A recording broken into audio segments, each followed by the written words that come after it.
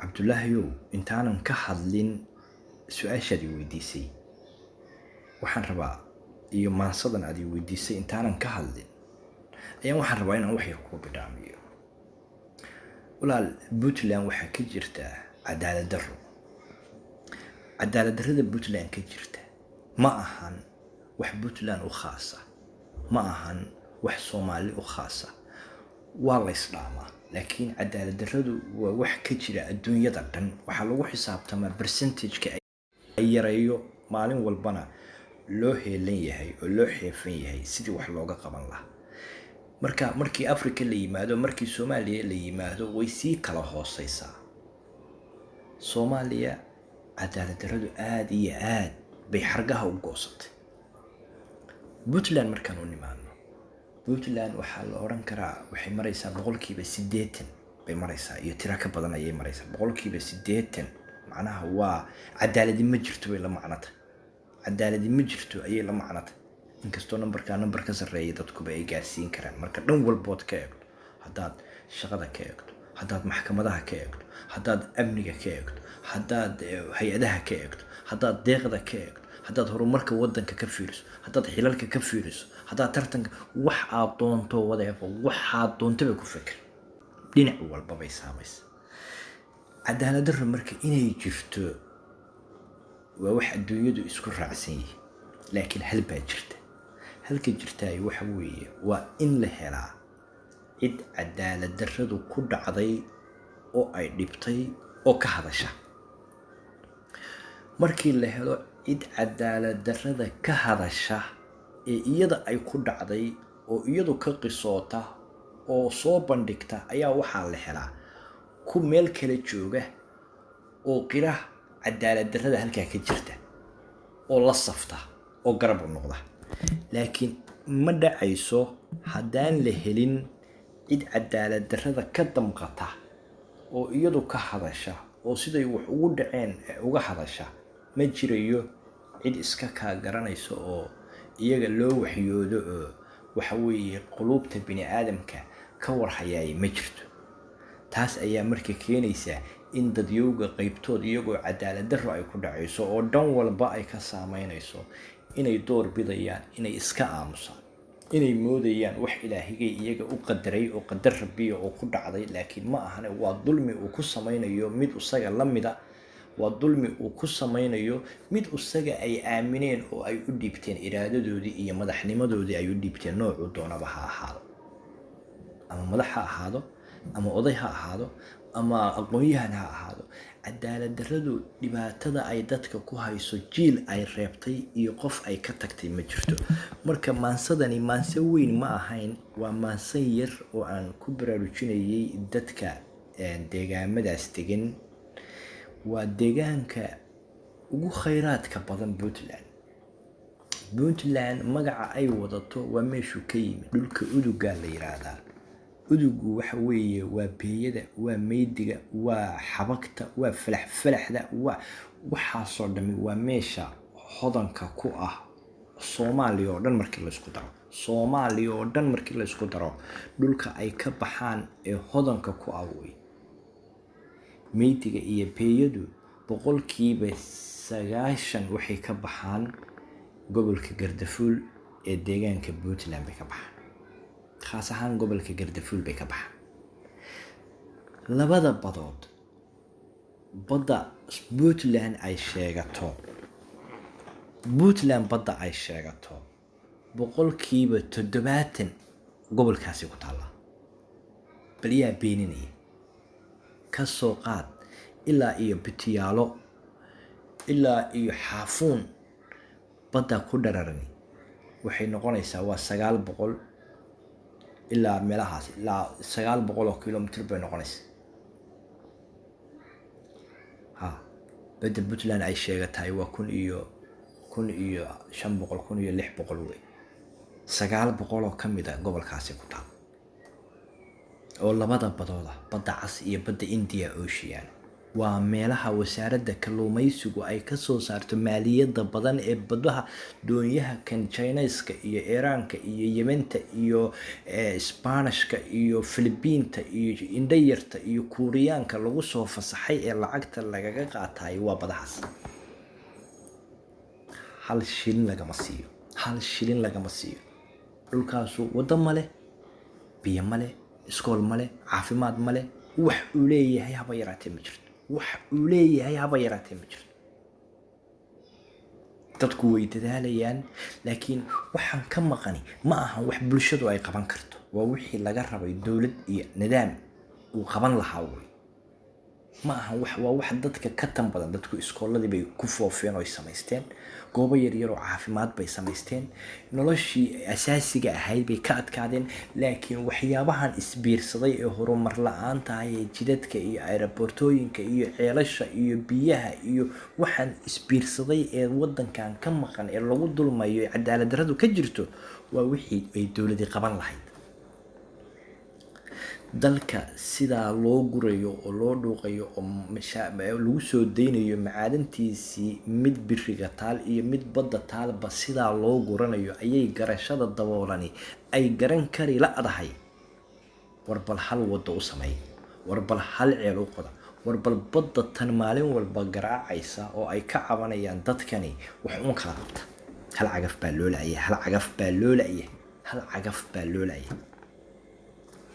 tukaraq gaariga jooga ee Puntland ma lahan gawaaridan qoryuhu saaran yihiin, maamulku ma lahan, shakhsiyaad baa iskale oo laga kireeyaa. been idin sheegi mayo. tukaraq gawaarida joogta oo teknikada la yiraahdo gaariga 3F-ka ah ee qoraga wuxuu doonaba ha ahaadee dusha uu ka saaran yahay, calaa bil wuxuu ku kiraysan yahay $6,000 buu ku kiraysan yahay. imagine imise gaari oo 3F ah ayaa jooga galgala jooga, tukaraq jooga, gaalkacyo jooga, meelaha furimaha jooga. bal qiyaas ku dhufo intaas oo gaari bishii 6,000 bay ku kiraysan. dadku waxay isweydiiyaan maxaa ciidamada mushaarka loo siin waayay, maxay Puntland ay waxa weeye dhaqaale ay wax ku qabato u yeelan weysay. Puntland waxaa jooga gafanayaal ku bararay oo guriga ka dhistay oo dabaqyo ka dhistay oo iyagu guryahooda fadhiya oo gawaari u shaqaynayso. nambarada ciidanku haddii aad aragto 30,000 iyo 40,000 oo ciidana baa la gaarsiiyaa, laakiin 1,000 xataa ma dhama ciidamada jooga. laakiin 40,000 rag baa ku lacag qaata oo ku mushaar qaata. waxyaabaha cadaalad darrada ee jira in la isla ogyahay wey. haddaan marka walaal la helin cid waxaan ku foogan oo ka hadasha oo banaanka keenta, miyuu kii isagu raamsanayay uu diyaar u yahay inuu waxaan ka hadlo? waa maya, diyaaru maaha. sawaayo isagayba nafaqo ku socotahay oo beeb lacaga oo qulqulaya ayuu afka ku hayaa oo uu dhuuqaya. dadka marka la rabay inay baraarugaan oo iyagu waxa kan ay soo butaacaan oo ay soo tufaan oo ay dhahaan NF intaas hana deeqdo, ma sii wadi karo cadaalad darrada intaas leeg ma sii wadi karo.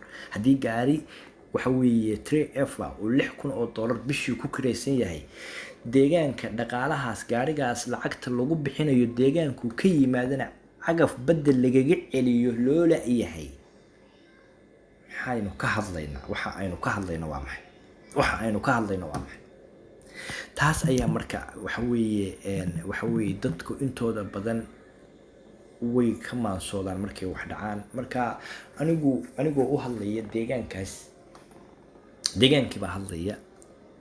deegaankaasu dadkiisu ma ahan dad dhawaaq badan oo qayladoodu badan tahay oo la dhagaysto ama hadal badan ma ah.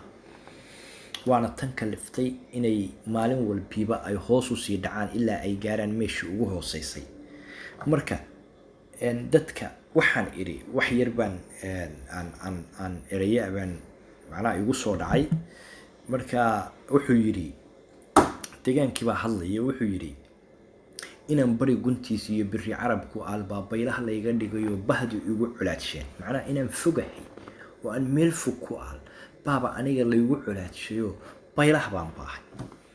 inaan bari guntiisa biri carabku albaabaylaha layga dhigayo bahdu igu culaadsheen, ha yeeshee ku beerna xabaaqayga garan kara beerka aniga iga jecel bulshadayda kama maran markay beledka qiiq iyo abaaruhu balbalayaan xooluhuna baadli'i baktigoodu waran yahay biyadhaanka guud iyo birmad anigu kama helo malaha waan la baarin buugga anigu kuma aal waa run cabdulaahi waddankan waxay soomaalidu caadiyanba jira in abaaruhu ku badan yihiin in roobku yar yahay in dadka soomaaliyeed abaaro darani ay soo mareen in awooddii biyadhaan la galo in biyadhaankaasu hay-ada ay bixiyaan in mararka qaarkood maamulka puntland iyo wuxuun ay isku aadiyaan laakiin waaba degaan aan laba xasuusnayn tirakoobkaba ku jirin tirakoobkaba kuma jiro war degaankaasi waa degaan jira oo bulsha ay ku nooshahay oo xoolo iyo bini aadam ay ku nool yihiin bal hal booyad xataa siiya dadkaas garashadooda kuma jirto muxuu yidhi markay beledka qiiqiyo abaaruhu balbalayaan xooluhuna baadli'i baktigoodu waran yahay biyadhaanka guud iyo birmad anigu kama helo malaha waan la baarina buu yidhi buugga anigu kuma jiro malaha waynaanba ogeyne buuggaba kuma jiro markay badaha xoogga leh dabayluhu ku beegmaan duufaanuhu butaacaan bulshadayda badankeed inta bacadku qaadiyo inta barakacayso hantibeelku kuba dhacay ruux booqanayo buugaa ka qoray oo adduunyada u bandhigay oo u beernaxaya maba jiro war markii sunaamidu dhacdo markii dabayluhu ku dhuftaan waad aragtay dabayshii jabaala waxay ku dhufatay raasi casayr bay ku dhufatay hantidii dadkii badda ku jiray oo shaqaysanayay oo dhan bay la tagtay magaalooyinkii xeebaha ku oolaa sida tooxin olog daamo bareeda booco caluule bay soo gaartay xaabay xataa soo gaartay dhanka kale baargaal binna intaasoo dhan bay saamaysay hal mas-uul oo tegay oo booqday oo dadkaas wax la siiyo iska daayay xataa uga tacsiiyey ma jira amuuraha dhacay markii lagu celceliyey ee maamulkii puntland waxba laga soo jari kari waayey isimadiibaa u dulqaadan kari waayey waxaa tegay 12 isim oo ay hogaaminayaan waxa weeye islaan ciise iyo beeldaaje ismaaciil iyo isimo kaleeto oo badan waa isimo baahidii bay soo arkeen dhibaatadii bay soo arkeen garow way ku soo noqdeen waxay qabteen madal weyn bay qabteen laakiin cid ka jawaabtay ma jirto ilaa iyo haddana dhibkaas dadkaas uu hayaa oo way qabaan markay badaha xoogga leh dabayluhu ku beegmeen duufaanuhu butaaceen bulshadayda badankeed inta bacadku qaadiyo inta barakacayso hantibeelku kuba dhacay ruux booqanayo buugaa ka qorayo adduunyada u bandhigayo u beernaxaya maba jiro markii hore mar baahsanay hay-aduhu ku baaqaan kama helo barkaygo beenquutayaal baa bartanka tayada u fadhiya war hay-aduhu markay yidhaahdaan deegaankaasaan wax ka qabanayna waa deegaanka puntland iyo soomaaliya oo dhan ugu nabadda badan waxaa laleeyahay deegaankaasi wuxuu tig baa saaran baa laleeyahay maalin dhaweyd baa ugu dambeysay oo hay-adda oja waxay soo bandhigtay biyadhaankii markay soo bandhigaysay mashruucii assessmentigii ay ka sameynaysay gobolada puntland waxay tiri gobolka gardafuul tig baa saaranoo waa meesha ugu amniga xun balgaraadka iyo caqliga shaqaynaya gardafuul waa meesha soomaaliya oo dhan aan wax shida ay ka dhicin qof kuma dhinto mowd dee ilaahigay maahane xabad uma dhinto amni xumo ma jirto qof eegaa ma jirto weligeed iyo allaheed halkiis oo amni darra lagama soo sheegin hay-adaha ka shaqaynaya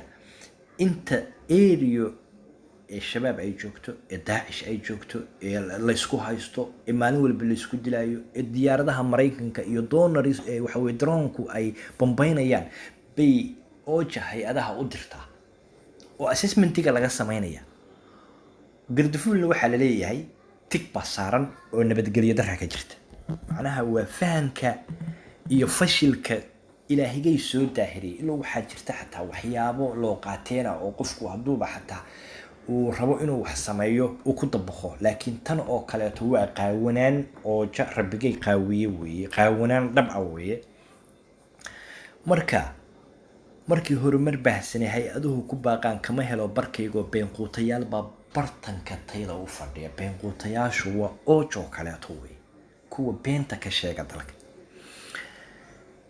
haddii bacadka ciid iyo buuruhu i qariyeen ama lababadoodkaas khayraad ku badan yahay, rabbi igu basharay oo buro layga dhigay ani, miyaan deeqda badan ee shiinuhu ku baaqiyo laamiyada bar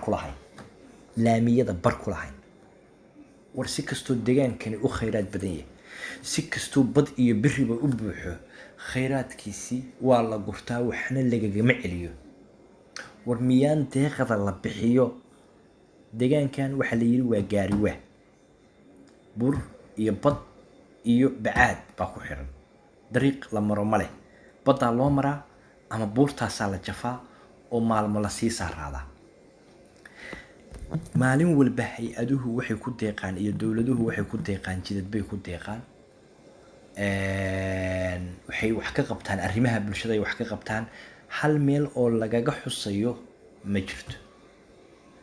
wadada Kalabayr to Caluula waxa weeye waa mashruuc qiimo badan oo 3 sano oo ugu dambeysay soo socday oo la abaabulay oo dadka waxgaradka reer Puntland, ganacsato iyo mashaayikh iyo waxgarad iyo siyaasiyiin ay isugu tageen meeshay doonaan baa joogeen. mashruucaas wuxuu ka bilaabanayaa magaalada Kalabayr ee 90 kiiloomitir u jirta magaalada Boosaaso ee laamiga buu ka leexanayaa. wuxuu u leexanayaa dhanka rafka buu u leexanayaa, wuxuu sii marayaa ilaa iyo 8-9 degmo ayaa mashruucaas ka faa'iideysanaya. 3 gobol buu dhex maraya, gobolka Gardafuul iyo gobolka Bari iyo gobolka Karkaar. 3 gobol ilaa iyo 7-8-9-10 degmana way ka faa'iideysanayaan. 10 degmo ugu yaraan way ka faa'iideysanayaan. waxaa la yiraahdaa Kalabayr to Caluula. farmaajo madaxweyne qaranka dhagax dhigay, Cabdiweli baa la dhagax dhigay. maalintuu Cabdiweli xilka wareejinayay uu ka reebay. sababtu uga reebay maxay ahayd? dalka farmaajo ma lahayn, laakiin madaxweyne uu ka ahaa. inta kaliya oo nacasnimada ay uga reebay waxa weeye maadaama mashruucaas uu farmaajo dhagax dhigay, maadaama farmaajo uu dhagax dhigay, farmaajona uusan maanta siyaasadaadii uusan kula dhacsanayn oo uu ka qayb qaatay inuu mataqaanaa kaa dhan ahaa, doorashadii kaa dhan ahaa uu ka tegay. waa nacasnimada iyo caqli darrada iyo garasha liidnimada heerkaa maraysa uu ka tegay. kuma darin mashaariicdii uu wareejiyey oo ku qoraa bugaagta iyo faylka uu wareejiyey ku qoraa, kuma darin. Cabdiweli baa si kasta uga tegay iyo madaxtooyada Fiila Garow. ninka la yiraahdo Siciid Cabdullaahi Danina jaynu tegay isagii wasiiradiisu, mashaariic baa la soo siiyey, shirkado badda jariifaya buu la soo heshiiyey. badda la jariifaya waa xagee? badda la jariifaya waa 900 oo kiiloomitir ee Gardafuul ku taal ayaa la jariifayaa. laakiin jariifkaas waxa ka soo baxa oo laga qaato Gardafuul shilinku ma leh. ceel looga qodi mayo, isbitaal looga dhisi mayo, waddo looga furi mayo, waxba kuma leh. waxaa lagu dhisayaa gobollo kaleeto oo ka mid ah dalka ka mid ah. ugama xumin, waa dalku dadka waa ka dhaxeeya, laakiin xaq ma ah. waa cadaalad darro. haddii xoolaha ka soo xirooda Gardafuul dalka waa ka badan yihiin. haddii la beeqaamiyo dalkoo dhan bay deeqaan. haddii ayl wax lagaga qabto, haddii garacad wax lagaga qabto, haddii sool wax lagaga qabto, haddii sanaag wax lagaga qabto, okay, waxba ma ah. laakiin waa in iyadiyo meeshii ay ka soo baxdayna wax laga siinayo, dalka kaleetana wax laga siinayo. waa in si cadaalad ah ku deeqda. laakiin in la yiraahdo waa cadaalad darro, waa tan keenaysa in la tilmaamo waa cadaalad darro in la yiraahdo Gardafuul iyadu jariifka iyo sunta ha yeelato, sunta lagu aasaayo iyo jariifka ha yeelato, risqa ka soo baxana deegaanka kale ha siiyo. taas weeye tan caqligu u diidayo. marka wuxuu yidhi haddii bacadka ciid iyo buuruhu i qariyeen ama lababadoodkaas khayraad ku badan yahay, rabbi igu basharay oo buro layga dhigay ani, miyaan deeqda badan ee jiinuhu ku baaqiyo laamiyada bar ku lahayn. war miyaan anu laamiyadan bar ku lahayn? intaasoo isbiirsaday iyo qaar kaloo badan buugga shacabka ugu qoran ayay brobogandiyo dad xun been ku sheegaan.